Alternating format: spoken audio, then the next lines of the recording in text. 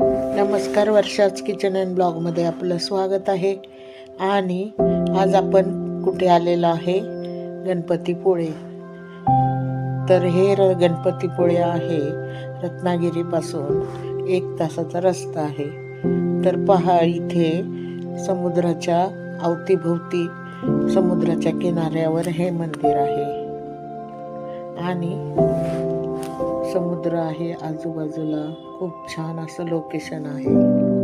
खूपच सुंदर असं लोकेशन असलेलं हे गणपतीपुळे आपण पाहू शकता. आणि कसं जायचं ते पण मी तुम्हाला सांगते.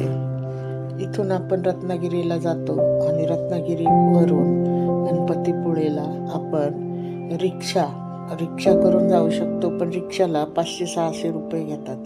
मग आपण एसटीने गेलं ना तर एका माणसाला 26 रुपये पडतात, म्हणजे बाईला. आणि माणसांना 52 रुपये तिकीट आहे. आणि लेडीजचं अर्ध तिकीट असल्यामुळे 26 रुपये पडते आपल्याला पर माणूस पर श्री. लेडीजला अर्ध तिकीट म्हणजे 26 रुपये आणि माणसांना 52 रुपये. आणि अर्ध तिकीट लहान मुलं असेल त्याला पण अर्ध तिकीट आहे, लेडीजला अर्ध तिकीट आहे. तर तुम्ही इथे येऊ शकता. खूप सुंदर गणपतीपुळे आहे.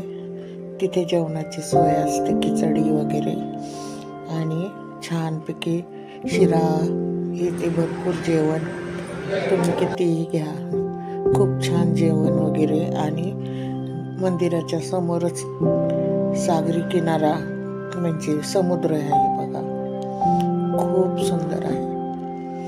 तर पहा, तुम्ही आवडल्यास लाईक करा, कमेंट करा आणि खूप छान असं पटकन सबस्क्राईब करायला विसरू नका.